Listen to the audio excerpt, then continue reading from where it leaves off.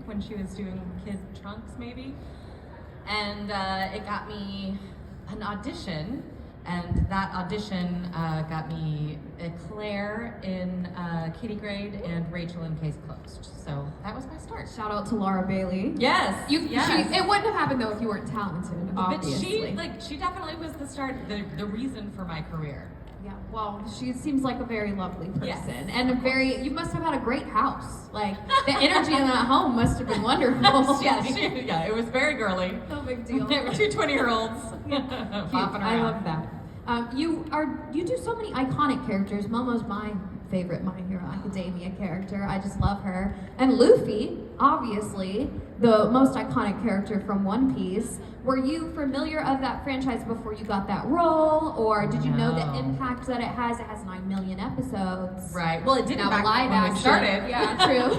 No, when they announced that we were getting it, all we knew really was that it was going to be big. But to us, that back in the day, that meant like we might get 5 years out of it. They warned us that it was going to be long, and that's what we were thinking. Like, wow, what if it's 5 years long? What if it's 5? It's yeah. So yeah, no, we didn't know, and I don't think anybody else knew for a long time, because in America it just wasn't that big of a show. It was huge in Japan, but it had a rough time getting the impact that it was supposed to have in America, and I don't think that it really fully did until the pandemic, when everybody had time to watch, and it was on Netflix. And then right around that time, the live action came in. So I feel like there was just a lot that was kind of driving it. And I think also Oda at the time announced that he was approaching the end, and everybody was like, all right, I'll watch. Yes, we'll watch it. Yeah. So we didn't know, but gosh, I'm so glad it ended up where it is. That's true. I didn't think about how, I guess it really did. I mean, there were obviously fans before the pandemic, but I feel like have you seen a difference with anime as a whole with different social medias like TikTok? And I feel like it's just, you see NFL players like holding up Pokemon cards, and you're like, oh, it's just so socially cool and acceptable to be a nerd. Yeah, like anime just definitely caught fire in different ways, and I think social media is a huge part of that. It ties us all together as a fandom, and it lets you share one person's thing and like see somebody's TikTok that lets you watch that show, and it makes fans of us all. I think even the people who would have been just kind of casual watchers are driven to fandom by social media, so that part is really neat and unifying. There's a dark underbelly, but I think absolutely. I think you're right though. Yeah. That was a driving force to anime being as popular as it is now. Yeah, I agree. Have you been able to meet your Japanese live counterpart? No. Maybe one day. I'm guessing that one day we'll meet. I doubt if it will be that long, but she has a recording schedule that is very specific, and I think it's really hard for her to get over to America. And people ask me all the time if I've met Oda, and no, and I don't think I will. He's very reclusive. Iñaki was very lucky. He has a fish for a head, like he has to stay underwater. Right, yeah. So I doubt I'll ever meet Oda, but I bet someday I'll meet Tanaka. I bet so too. I'll put it into the universe, I suppose. Well, I don't want to keep the line waiting much longer. If you would, go ahead and introduce yourself and ask your question. I'm Nick, and I was wondering if you've seen the Netflix show, if you have any thoughts on it? Yeah, I did. I was tentative about it. I think because all of us were, like, when we found out it was coming, we were like, we'll see. No, they always mess that up, but I think they did a really good job with it.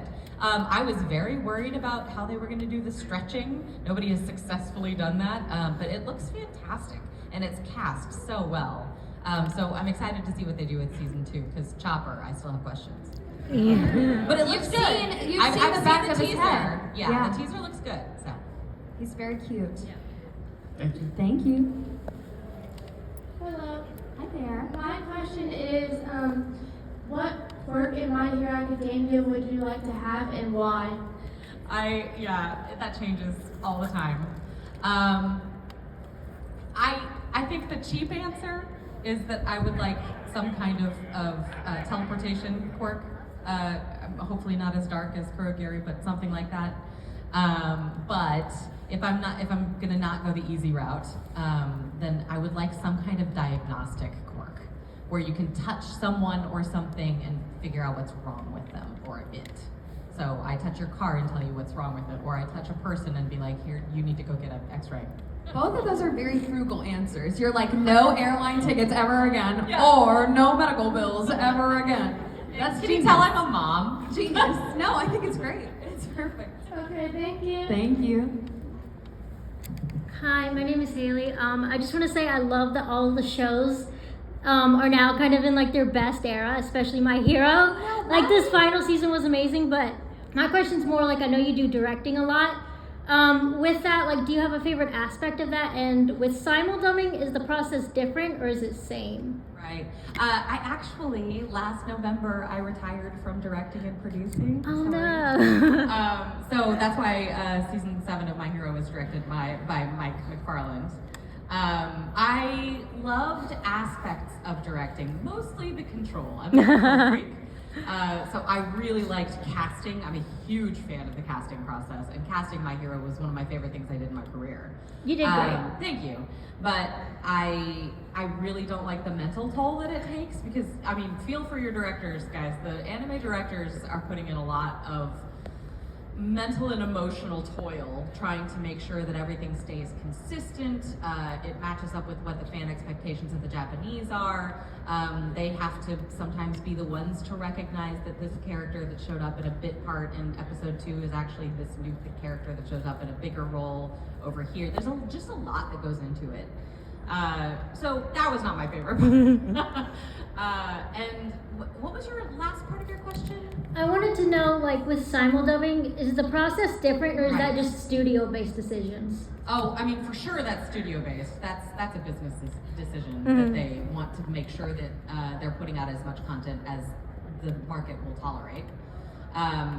It makes everything more difficult, but I think you hear a lot of complaining, I think, from the actors and directors about simuldubs because it has changed our process and it's changed our lives a lot.